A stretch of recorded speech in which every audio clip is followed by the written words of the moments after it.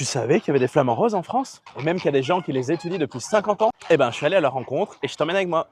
Les premières études ont démarré dans les années 1950 en Camargue. La population de flamands était en diminution et assez rapidement, les ornithologues ici à la Tour du Valat ont identifié qu'il y avait un problème. La nidification a été interrompue plusieurs années consécutives. L'espèce a besoin en fait d'îlots relativement grands pour accueillir une colonie importante et d'une tranquillité totale pendant 3 mois, de l'installation des couples jusqu'à ce que les poussins soient un peu autonomes. C'est vraiment une espèce qui est extrêmement sensible au dérangement. Le travail qui a été initié à cette époque, c'était de trouver des solutions pour permettre à l'espèce de nicher à nouveau en Camargue et puis ailleurs en Méditerranée. Aujourd'hui, la population, elle se porte très bien parce qu'il y a eu ce travail de fait, création d'un îlot, et à partir du milieu des années 70 jusqu'à maintenant, l'espèce a niché pratiquement chaque année en Camargue.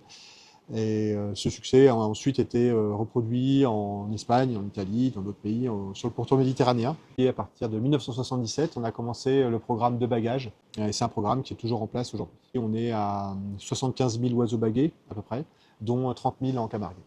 Alors, le programme de bagage, il nous apporte beaucoup d'informations au niveau de la biologie de l'espèce, d'écologie de l'espèce. On peut suivre les individus dans le temps. Les premiers oiseaux qui ont été bagués, c'était en 1977.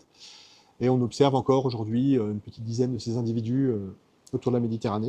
Alors on peut nous aider en observant des oiseaux bagués. On a une adresse internet dédiée, on reçoit les observations et en échange on renvoie l'historique de vie de l'oiseau. Ça c'est très utile pour l'étude et ça contribue à notre base de données. On espère atteindre la millionième observation en 2026. Vous pouvez aussi contribuer à l'étude des flamants roses en parrainant un flamand avec le projet Adopte un flamand. Une fois que vous avez parrainé votre flamand, vous avez accès à une cartographie qui vous indique les points où le flamand a été observé et une fiche d'identité pour savoir combien de kilomètres il a pu parcourir, quel âge il a, où est-ce qu'il a été bagué. Voilà, quelques informations un peu techniques et scientifiques. Concrètement, ça nous permet à nous de financer le suivi de la colonie des flamants roses en Camargue, de financer un petit peu du matériel optique pour nos partenaires en Méditerranée et aussi des missions de terrain. Donc rendez-vous sur monflamand.com pour trouver le flamand qui vous correspond.